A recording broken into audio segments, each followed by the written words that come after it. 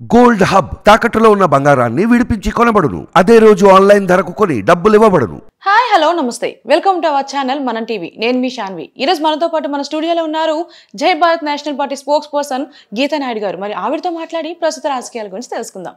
Hi ma'am, నమస్తే. నమస్కారం. ఎలా ఉన్నారు మ్యామ్? బాగున్నా, మీరు బాగున్నారా? బాగున్నాం మ్యామ్. మరి ఇప్పుడు చూసుకుంటే ఢిల్లీ లిక్కర్ స్కామ్ లో రోజుకు ఒక న్యూస్ అనేది వైరల్ అవుతుంది. మన అందరికీ తెలుసు, ఒకప్పుడు కవిత గారిని అదుపులోకి తీసుకున్నారు ఈడీ వాళ్ళు. మరి ఇప్పుడు కేజ్రీవాల్ గారు కూడా ఈడీ వాళ్ళు అదుపులోకి తీసుకున్నారు. అసలు ఏం జరగబోతుంది లిక్కర్ స్కామ్ లో? అంతకుముందు కూడా మనం కనుక చూసుకుంటే కవిత గారిని అరెస్ట్ చేసి కొంచెం ఇంట్రాగేషన్ చేసి పంపించేశారు. ఆవిడ వచ్చేసారు. ఈవిడేమనుకున్నారంటే రిలీఫ్ అయిపోయింది, నాకు ఇంకేం లేదు భరోసా అన్నట్టుగా భావించారు. కానీ ఈడీ ఎప్పుడైనా వాళ్ళ విచారణకు పిలవచ్చు, ఎప్పుడైనా అరెస్ట్ చేయొచ్చు, ఏ క్షణం ఏమవుతుందో చెప్పలేము. ఒక్కసారి ఎంటర్ అయ్యామంటే అది దాంట్లో నుంచి బయటపడటం అనేది చాలా కష్టం అమ్మ, ఎవరికైనా సరే. కవిత గారి గురించి జనరల్గా నేను చెప్తున్నా, అనలైజ్ చేసి ఆవిడని అరెస్ట్ చేయటి మళ్ళీ నా ఇంటికి వచ్చి ఆ రోజు చాలా కేటీఆర్ గారు కూడా కొంచెం దుడుకుగా మాట్లాడటం జరిగింది. ఎట్లా అరెస్ట్ చేస్తారు, సుప్రీంకోర్టులో ఉంది అని. అంటే సుప్రీంకోర్టులో కేసు ఉంటే అరెస్ట్ చేయకూడదు అన్నట్టుగా ఆయన మాట్లాడారు. కానీ సుప్రీంకోర్టులో కేసు ఉన్నాగా కూడా కొన్ని అన్నిట్లో కాదు, కొన్ని కేసులు ఎలా ఉంటుందంటే అరెస్ట్ చేయటం కూడా పర్మిషన్ తీసుకొని కూడా తీసుకొని చేసే అధికారం ఈడీ వాళ్ళకి ఉంటుంది, చేస్తారు. కానీ ఈడీ వాళ్ళు అంటే చాలా హై అథారిటీ. సిబిఐ అంటే నెంబర్ 1 మన ఇండియాలో, మన చట్టంగా చూసుకుంటే వాళ్ళకి అన్నీ తెలుస్తాయి, రూల్స్ అండ్ రెగ్యులేషన్స్. అది కూడా వాళ్ళకి ఆధారాలు కానీ అన్ని ఎవిడెన్స్ తీసుకొని కానీ ఒక అఫీషియల్స్, ఒక మోస్ట్ ఇంపార్టెంట్ పర్సన్స్ సొసైటీలో, అందులో వాళ్ళ పొలిటికల్ లీడర్ ఆవిడ కూడా వాళ్ళ డాడీ కూడా, వాళ్ళ నాన్నగారు కూడా సీఎంగా చేశారు, కేసీఆర్ గారు రెండు సార్లు తెలంగాణ రాష్ట్రాన్ని. ఇలాంటి మనుషుల దగ్గరికి వచ్చి అరెస్ట్ చేయడం కానివ్వండి, సామాన్స్ ఇవ్వడం కానివ్వండి చేస్తున్నారంటే చాలా రకాలుగా ఆలోచించి ముందుకు వెళ్తారు, కానీ ముందడుగేస్తారు. కానీ వాళ్ళకి ఏం లేకుండా ఏదో అన్నట్టుగా చేయరమ్మా. ఎందుకంటే వాళ్ళకి రేపు వాళ్ళ మీద మనం చర్యలు తీసుకునేట్టుగా ఉండకూడదు కదా. ఈడీ అంటే చాలా పెద్ద సంస్థ ఒకటి, అది సిబిఐ కూడా పెద్ద సంస్థ, అదే అన్ని రకాలుగా ఆలోచించి వస్తారు. ఆ రోజు కూడా అలాగే వచ్చి కవిత గారు అలా భర్త గారికి, అనిల్ గారికి నోటీస్ ఇచ్చారంట, చూపించారంట, మీ మిస్సెస్ని అరెస్ట్ చేస్తామని. ముందు ఇల్లంతా సోదా చేశారంట, సోదా చేయగానే లెటర్ ఇచ్చారంట వాళ్ళ హస్బెండ్కి. ఇచ్చిన తర్వాత ఆవిడని అరెస్ట్ చేస్తామని చెప్పారంట. వెంటనే టికెట్ బుక్ చేసి ఢిల్లీ తీసుకెళ్ళడం జరిగింది. ఆ రోజు మనం చూసాము. ఇక తీసుకెళ్ళాక ఆవిడ ఏంటంటే నెక్స్ట్ డేనే మళ్ళీ సుప్రీంకోర్టులో వేసుకొని బెయిల్ తీసుకొని బయటకు వచ్చేద్దాం అన్నట్టుగా అనుకున్నారు. కానీ అది జరగలేదు. అన్ని విషయాల్లో కూడా సుప్రీంకోర్టు కూడా మనకి బెయిల్స్ ఇవ్వదమ్మా. ఎందుకంటే ఇక్కడ ఈడీ కొన్ని సాక్ష్యాలు అవన్నీ గట్టిగా స్ట్రాంగ్గా కనుక చూపించి గట్టిగా వాదిస్తే కనుక, అది కనుక నిజాయితీగా ఉండి స్ట్రాంగ్గా ఉంది అని వాళ్ళకి కూడా అనిపిస్తే కనుక జడ్జిలు కూడా రిమాండ్కి ఇవ్వచ్చు, లేదంటే వీళ్ళకి ఈడీ వాళ్ళకు కూడా పర్మిషన్ ఇస్తారు విచారణ జరగటానికి, ఇంట్రాగేషన్ చేసుకుంటానికి. అదే జరిగింది కవిత గారికి. సుప్రీంకోర్టులో ఏం జరగలేదు. అప్పుడు వెంటనే కేటీఆర్ గారు, వాళ్ళ అన్నయ్య గారును, హరీష్ రావు గారు కూడా వెళ్ళడం జరిగింది. వాళ్ళ హస్బెండ్ అంతా ఇలా అక్కడే ఉన్నారు, ఢిల్లీలో ఉన్నారు. అయినా జరగలేదు. సరే, ఈవిడ ఇంట్రాగేషన్ చేస్తున్నప్పుడు చాలా వరకు కొన్ని ఆన్సర్లు చెప్తున్నారని, కొన్ని జరగట్లేదని. ఇప్పుడు ఒకటమ్మా, మనం జనరల్గా మాట్లాడుకుందాం. కవిత గారు ఒక విషయం పక్కన పెడితే, ఎవరైనా చిన్న పాకెట్ దొంగతనం చేసిన, ఒక సెల్ కానీ ఒక గోల్డ్ కానీ ఏదైనా చిన్న దొంగతనం చేస్తే మనం కేసు పెడతాం. అది ఎవరైనా మనకు తెలియదు, దొంగతనం జరిగిందని పెడతాం. పోలీసులు చూసుకొని సెర్చ్ చేసుకొని పడతారు, ఎవరో దొంగ వాళ్ళకి తెలుసు. కానీ ఫస్ట్ దొంగ దొరకగానే నేను దొంగతనం చేశాను అవునని ఎవరు ఒప్పుకోరు. అది జనరల్, ఎవరు కూడా ఒప్పుకోరు. కాబట్టి ఇంత పెద్ద స్కామ్ అన్నప్పుడు ఎలా ఒప్పుకుంటారమ్మా? అసలు కొంచెం విచారణ జరగాలి, వీళ్ళు కూడా మాట్లాడాలి, వాళ్ళు నోరిప్పాలి, వాళ్ళు చెప్పాలి. ఎందుకు వచ్చే టైం ప్రాసెస్ మీద తెలుస్తుంది మనకి. ఆ రకంగా ఆమెకి ఈ రోజుతో లాస్ట్ ఆమెకి ఇచ్చిన విచారణ డేట్ వెళ్తే అయిపోయింది. మళ్ళీ నాకు 1 వీక్ కావాలని చెప్పి ఈడీ వాళ్ళు మళ్ళీ కోరటం అయింది సుప్రీంకోర్టుని. మళ్ళీ సుప్రీంకోర్టులో ఆవిడకి ఇస్తారా, లేకపోతే మళ్ళీ రిమాండ్ చేస్తారా, మరి ఏంటి అనేది సుప్రీంకోర్టు మీద ఆధారపడి ఉంటుందమ్మా. చూడాలి. ఇంతవరకు అయితే నేను చూసిన బ్రేకింగ్ న్యూస్లో అయితే ఇంకా తెలియాలి. అలాగే కేజ్రీవాల్ని కూడా అరెస్ట్ చేశారు మొన్న రీసెంట్గా. ఆయనకి ఏంటంటే 9 times 9 సార్లు సామాన్స్ పంపించారు. 9 సార్లు సామాన్స్ పంపించినప్పుడు ఆయన ఒక్కసారి కూడా ఎందుకు అటెండ్ అవ్వలేదు, అది ఆయనకే తెలియాలి, మనకు తెలియదు. కానీ ఒక ఈడీ దగ్గర నుంచి సామాన్స్ వచ్చినప్పుడు, అంత పెద్ద డిపార్ట్మెంట్ మన భారతదేశంలో వెరీ ఇంపార్టెంట్ అది ఈడీ అనేది, సిబిఐ అనేది వచ్చినప్పుడు ఒకసారి అటెండ్ అయితే ఏమవుతుంది? అందరికీ ఎవరు కదా ఈడీ, వాళ్ళకి ఎవరి మీద అనుమానం కలుగుతుందో, ఏదైతే ఎవిడెన్స్ వాళ్ళ దగ్గర ఉంటాయో అలాంటి వాళ్ళకే వాళ్ళు సామాన్స్ ఇస్తారు. అందరికి ఇవ్వరు కదా, ఇప్పుడు నీకు నాకు ఇవ్వరు కదా, ప్రజలకైతే ఇవ్వరు కదా. వాళ్ళకి అనుమానం వచ్చినప్పుడు మనం వెళ్ళి కనుక్కొని విచారణ అంటే జరిపించుకొని, విచారణ అంటే క్వశ్చన్స్ చేసుకొని వచ్చేసి అయిపోయేది. ఆయన 9 times కూడా వెళ్లకుండా పెట్టేశారు. ఏం అన్నట్టు లైట్ తీసుకున్నారు. అంటే నన్ను అరెస్ట్ చేయరు అనే ధీమాలో, ఆ నమ్మకంతో ఉండిపోయారు ఆయన. కానీ ఈడీ ఊరుకుంటుందమ్మా.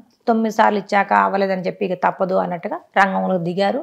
రాత్రిపూట అయితే కొంచెం సైలెంట్గా ఉంటుంది, ఈజీగా అన్నట్టుగా అనుకున్నారేమో. సెర్చ్ చేశారంట ఆ రోజు కూడా వాళ్ళ ఇంట్లో. సెర్చ్ చేశాక నోటీసులు ఇచ్చారంట. ఇచ్చి మిమ్మల్ని ఈరోజు అరెస్ట్ చేస్తున్నామండి అని చెప్పి అంటే అంత ప్రాసెస్ ప్రకారంగానే చేస్తారమ్మా, అలాగే చేశారు కూడా, అరెస్ట్ చేశారు, తీసుకొచ్చారు. ఇక మామూలే కదా, మేము చేయలేము, మా అధికారులు, మా సీఎం చాలా మంచోళ్ళు, మా పార్టీ అని, ఆ పార్టీ వాళ్ళు మామూలుగా ఎవరైనా అంటే అప్పుడు కేటీఆర్ గారు కూడా అన్నారు మా అమ్మాయి మంచిది, అది మామూలే, అదే ఈడీ మీద అరుస్తుంటారు, అదంతా మామూలు. ఈడీగా అరిచినప్పుడు కేటీఆర్ గారు కూడా కొంచెం దురుసుగా ప్రవర్తించినప్పుడు వెళ్తూ బంగారం హిల్స్లో పోలీస్ స్టేషన్లో కూడా కేసు పెట్టి వెళ్ళారు. మీనా గారు నాకు ఉన్నారు, ఆవిడ చాలా సిన్సియర్ పోలీస్ ఆఫీసర్ అంట, నేను ఈ మధ్య తెలుసుకున్నాను ఆవిడ గురించి. లేడీ కూడా ఉన్నారు, మీరు చూసే ఉండొచ్చు, నేను ఎన్టీవీలో బాగా చూపించారు. ఆయన గట్టిగా పేపర్ పట్టుకొని కేటీఆర్ గారు అడుగుతుంటే వాళ్ళ అన్నయ్య గారు కవిత గారి గురించి ఆవిడ ఇలా మాట్లాడుతూ మీరు కూడా వీడియో తీయండి అన్నట్టుగా వాళ్ళ ఈడీ వాళ్ళకి చెప్పి ఎంప్లాయీస్కి వీడియో కూడా తీశారు.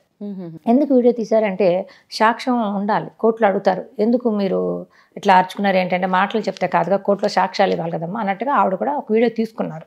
అది అనమాట. అది బహుశా ఆవిడైతే చాలా సిన్సియర్, చాలా స్ట్రిక్ట్ అని కూడా విన్నా నేను. ఆవిడ సిబిఐలో లేడీ, చాలా ఉండాలి కూడా, అది కూడా బాగుంది, నాకు నచ్చింది. కాకపోతే ఈయన మీద కూడా ఏమన్నా చర్యలు తీసుకోవచ్చా ఇంకా ముందు అది మనం వేచి చూడాలి. ఈయనకు కూడా కొంచెం ప్రాబ్లంగానే ఉంటుంది ఆ రకంగా కానీ ఆలోచిస్తే. ఆవిడైతే వదిలేటట్టుగా లేదంట, అది కూడా మనకి తెలుస్తుంది, ఇది కూడా మనం ఆలోచించాల్సింది.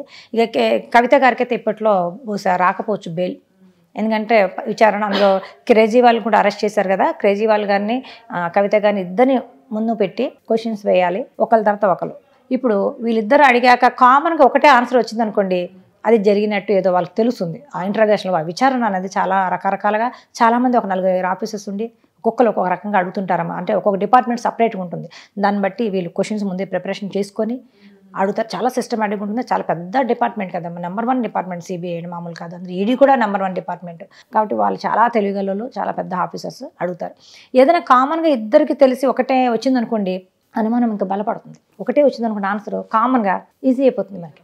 అదొకటి ఆలోచిస్తారు. అందులో ఇప్పుడు కేజ్రీవాల్ గారు కూడా ఆయన దగ్గర కూడా చాలా స్ట్రాంగ్ కామన్. ఆయన కూడా సుప్రీంకోర్టుకి వెళ్ళారమ్మా, వెళ్తే సుప్రీంకోర్టులో కూడా ఇంక చుక్కెదిరింది. సుప్రీంకోర్టు కూడా వెళ్ళి వాళ్ళ పక్కన లాయరు మాకు బెయిల్ కావాలి, ఈయన అక్రమంగా అరెస్ట్ చేసేసారు ఈడీ వాళ్ళు అని చెప్పేసి ఈడీ వాళ్ళని కూడా చెప్పడం జరిగింది. ఎవరు కేజ్రీవాల్ గారి తరఫున లాయరు, ఈడీ వాళ్ళు తరఫున డిపార్ట్మెంట్ తరఫున వీళ్ళ లాయర్ కూడా చెప్పారనమాట. ఏమని లేదు, మా దగ్గర పక్కా సాక్ష్యాలు ఉన్నాయి అంటే వాళ్ళ లాయర్ చూపిమని అడిగారంట. లేదు మీకు మీ లాయర్కి మేము మేము జడ్జి గారికి అయితే మేము చూపిస్తామంటే జడ్జి గారు నాకే చూపించమంటే జడ్జి గారికే చూపించారంట. ఈడీ వాళ్ళు సాక్ష్యాలు చాలా బలంగా ఉన్నాయంట, చూశాను. ఒకటే అడిగారంట, 9 సార్లు సమన్స్ పంపించినప్పుడు మీరు ఒక్కసారి కూడా విచారణకు ఎందుకు రాలేదు అని కేజ్రీవాల్ని క్వశ్చన్ చేశారంట. నో ఆన్సర్ చేయలేదు. నిజంగా 9 సార్లు ఇవ్వకుండా 1-2 సార్లు సమన్స్ ఇచ్చినప్పుడు ఒక సీఎంగా కాకపోయినా ఒక పౌరుడుగా ముందు ఆలోచించాలి. సీఎంగా తర్వాత వచ్చింది మీకు పదవి కన్నా ముందు మనం పౌరుడు, భారతదేశంలో ఒక పౌరులు మనం అంతా కూడా, ఏజ్ డిఫరెన్స్ అంతే ఆడమగ, అవునా కదా. అన్నప్పుడు ఒక పౌరుడుగా ఆయనకి రెస్పాన్సిబిలిటీ బాధ్యత ఉంది. అందులో ఇంకా పార్టీ ప్రెసిడెంట్ కూడా కేజ్రీవాల్ గారు కాబట్టి వెళ్ళి ఆయన అటెండ్ అయిపోయేది. అసలు ఇంతవరకు వచ్చేది కాదేమో నేను అనుకుంటున్నా. 9 సార్లు అటెండ్ అవ్వకపోవడం కూడా గట్టిగా బిగుచుకుందని నేను భావిస్తున్నా. అలాగా సుప్రీంకోర్టు జడ్జి గారు అడిగారంట ఈడీ వాళ్ళు, 9 సార్లు సమ్మన్స్ ఇవ్వాల్సిన అవసరం ఏమైంది, అప్పుడే ఎందుకు అరెస్ట్ చేయాలి, ఇంత లేట్ ఎందుకు చేశారంట అన్నట్టు. ఈడీ ఆ సాక్ష్యాలు చూసే షాక్ అయిపోయారంట జడ్జి గారు. అయ్యంటే మనకి ఇంకా తెలియలే, ముందు ఏమైనా తెలుస్తాయేమో చూడాలి. ఇప్పుడు కేజ్రీవాల్ గారు ఏమంటున్నారు అంటే, నేను జైల్లో ఉన్నా సార్, జైల్లో ఉండి కూడా సీఎం పదవి నేను స్వీకరిస్తాను, రెడీగా ఉన్నాను. ఇప్పుడు మన భారతదేశంలో రాజకీయాలంతా ఎక్కువగా నేరస్తులు, అరెస్ట్ అయిన వాళ్ళు సీఎంలు అవ్వటం మనం చూస్తున్నాం, ఎమ్మెల్యేలు అవ్వటం, మినిస్టర్లు అవ్వటం మన దౌర్భాగ్యం. అది భారతదేశ ప్రజలు చేసుకున్న దౌర్భాగ్యం అనుకోవాలా ఏంటో తెలియట్లా. మరి అలాంటి వాళ్ళకి ఓట్లేసి ప్రజలు ఎలా పట్టం కడుతున్నారు, ప్రజలు ఎలా గెలిపిస్తున్నారు, అసలు ఆ ప్రభుత్వం ఎలా ఎన్నుకుంటున్నారు అనేది నాకు అస్సలు ఇప్పటికీ అర్థం కాలేదమ్మా. ప్రజలు కూడా ఆలోచించాలి. ఏదన్నా ఇంత పెద్ద ఉండి ఒక జైలుకి వెళ్ళి వచ్చారు అనుకుంటాను, అసలు మనకు క్షేమంగా అనిపిస్తుంది. అసలు మనం జైలు దాకా దాని చిన్న ప్రాబ్లమ్స్ వస్తున్నాయి, మనం ఎవరైనా అనుకుంటారేమో, గట్టిగా మాట్లాడతాం, మనం భయపడతాం ప్రజలు, మిడిల్ క్లాస్ ముఖ్యంగా. కానీ వీళ్ళకేంటి, రాజకీయ నాయకులకి ఏమి అలాంటిది ఏమి ఉండదా, షేమ్ అలాగా అట్లా ఫీల్ అవ్వరా, బాధ కానీ ఆ టీవీలో పేపర్లో డైలీ స్క్రోల్ అవుతూ ఉంటుంటే వాళ్ళ ఫ్యామిలీ మెంబర్స్ కానీ ఫీల్ అవ్వరా, ప్రజలు ఏమనుకుంటారు, చీచి అనుకుంటారు. వాళ్ళు అసలు గౌరవం ఉండదు. ఇక పార్టీ అయినా కానివ్వండి, ఎవరైనా కానివ్వండి, కేజ్రీవాల్ గారు కానివ్వండి, కవిత గారు కానివ్వండి, ఇంకోరు ఎవరైనా కానివ్వండి, ఏ పార్టీ కాదు, మనుషులుగా అసలు వాళ్ళకి కొంచెం ఉండాలమ్మా. ఇలాంటివి చేయకూడదు. ఎవరైనా చేస్తే కూడా పకడ్బందీగా వాళ్ళ మీద శిక్ష వేయాలి. ఆయన ఒక సీఎంగా ఉన్నారు అక్కడ ఢిల్లీకి, సీఎంఏ తప్పు చేసేస్తుంటే ఇంకెవరికి చెప్పాలమ్మాయిగా. రాష్ట్రం ఎట్టిపోతుంది, రాష్ట్రాలన్నీ ఇలా పోతుంటే దేశం ఎట్టిపోతుంది, దేశంలో యువత ఏమో రకంగా ఆలోచించాలి, యువత ఎట్టిపోతుంది, అసలు ఆలోచించాలి కదా. యువత కూడా పట్టదవ పట్టేస్తుంది. ఇవన్నీ కూడా మనం ఆలోచించాలి. కాబట్టి ఇంకోటి ఏంటంటే, ఈ కవిత గారి విషయంలో కవిత గారిని కేజ్రీవాల్ గారిని ఒకసారి ఇద్దరిని కూర్చోబెట్టి విచారించి, కవిత గారిని కేజ్రీవాల్తో పాటు ఇద్దరితో రామచంద్ర పిల్లయ్య గారిని, తర్వాత మాగంటి రాఘవ గారిని, శరత్ చంద్ర రెడ్డి గారిని కూడా, వీళ్ళని కూడా కూర్చోబెట్టి ఒకేసారి విచారణ జరుపుదాం అందరినీ, అంటే కామన్గా ఏదైనా ఒక ఆన్సర్ వస్తుందేమో, ఒకటే చెప్పారనుకోండి అందరూ ఈజీ అయిపోతుంది వాళ్ళకు కూడా అన్నట్టుగా వాళ్ళని కూడా తీసుకోవాలనే ఆలోచనలో ఉంది అన్నట్టుగా నేను టీవీలో బ్రేకింగ్ న్యూస్ అయితే చూశానమ్మా. అదే ముందు ముందు చూడాలి ఏం జరుగుతుంది ఏంటని. మేము ఇప్పుడు చూస్తే లిక్కర్ స్కామ్ విషయంలోనే చూసుకుంటే ఇప్పుడు కవిత గారి పేరు కీలకంగా వినిపిస్తుంది, కేజ్రీవాల్ గారి పేరు రీసెంట్గా వినిపిస్తుంది. ఈ విషయంలో ఏంటి అంటే కేజ్రీవాల్ గారిని అరెస్ట్ చేసిన తర్వాత ఢిల్లీ కార్యకర్తలు కానీ అక్కడ ఉండే ప్రజలు కానీ ఏంటంటే నిరసనలు తెలుపుతున్నారు. కానీ ఇక్కడ కవిత గారి విషయంలో చూసుకుంటే కన్న తండ్రి కూడా నోరు మెదపట్లేదు, ఆ బీఆర్ఎస్ నేతలు కూడా నోరు అసలు ఏం చెప్పట్లేదు, నా తప్ప ఉప్ప అనేది. అంటే కవిత గారినేమో ఇది సెకండ్ టైం అమ్మ ఈడీ తీసుకెళ్ళటం. ఈడీ అంతకుముందు విచారణ చెప్పారు, మనం చూసాం. అప్పుడు అందరూ బయటకు వచ్చి గోల్ చేశారు కదా, ఆడవాళ్ళు మగవాళ్ళు అంతా బయటకు వచ్చేసి బైఠాయించేశారు, రోడ్ల మీద అక్రమ అరెస్టులు చేస్తున్నారు, మోడీ గారు ఉపయోగించుకుంటున్నారు ఈ రకంగా, కేంద్ర ప్రభుత్వం ఈడీని చేతిలో పెట్టుకుంది, ఏదేదో చాలా అన్నారు. ఒకటమ్మా, అక్కడ మోడీ గారు కదా, అక్కడ ఎవరున్నా కూడా పిఎంగా ప్రధానమంత్రిగా ఈడీని చేతిలో పెట్టుకోవడం, సిబిఐని చేతిలో పెట్టుకోవడం అనేది అసంభవం. అవి చాలా పెద్ద డిపార్ట్మెంట్స్, అవి ఆశ తమాషా కాదు, వాటికి కొన్ని లిమిట్స్ ఉంటాయి.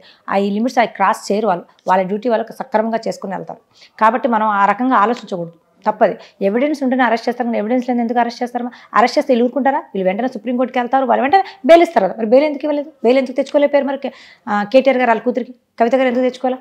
నేను డబ్బు తక్కువ వాళ్ళకి పెద్ద పెద్ద మరి కపిల్ సింబల్ గారే ఉన్నారంట, మన కాంగ్రెస్ పార్టీ ఒక మినిస్టర్, ఆయన పెద్ద లాయర్, బోల్డ్ డబ్బు తీసుకుంటారంట. ఆయన డబ్బు ఎందుకు పెట్టుకుంటారు? మరి ఆయన తేలైపోయారంటే ఏంటి అక్కడ అర్థం? ఆలోచించాలి, ఇది ప్రజలకు కూడా ఆలోచించాలమ్మా. ప్రతిదానికి చేశారు, దురాక్రమణం, ఇదంతా అక్రమ అరెస్టులు అంటాం కానివ్వండి, బయటకు వచ్చేయడం చేయలేదు. ఫస్ట్ టైం చేశారు, రెండోసారి చేయలేదు. ఎందుకని అంటే ఒక్కొక్కటి నిజాలు బయటకు వస్తున్నాయి, ప్రజలకు కూడా తెలుస్తున్నాయి. అందులో సిబిఐ వాళ్ళు కూడా ఇట్లా జరుగుతుందని కూడా చెప్తున్నారు. అలా చెప్పాలి, చెప్తే ప్రజలకి తెలియాలి, మీడియాకి తెలియాలి. తెలుస్తున్నాయి కూడా, ఓహో ఇలా జరిగిందా, ఇలా చేశారని కూడా తెలుస్తుంది మనకి. అది మొన్న కేసీఆర్ గారిని చూస్తే ఒక మాట అన్నారమ్మా, అక్రమ అరెస్టులు చేస్తున్నారు, చేతిలో పెట్టుకొని మొత్తం బెదిరించేస్తున్నారని ఏదో అన్నారు. ఎవరు బెదిరించరమ్మా. బెదిరించిన మాత్రాన అసలు అక్కడ ఎవిడెన్స్ ఉంటేనే అరెస్ట్ చేస్తారు, ఎవిడెన్స్ లేని ఎలా సృష్టిస్తారు, వాళ్ళు ఎలా అరెస్ట్ చేస్తారమ్మా? అది తప్పు, అది చాలా, అది నేను ఖండిస్తున్నాను. తప్పకుండా వీళ్ళకైతే ముందు ఉంటే సెక్షన్స్ని బట్టి కూడా ఎన్ని సంవత్సరాలు ఏంటనేది కూడా శిక్షలు కూడా పడవచ్చు. చూడాలి ముందు ఎలా జరుగుతుంది ఏంటనేది కూడా. Thank you ma'am. థ్యాంక్స్.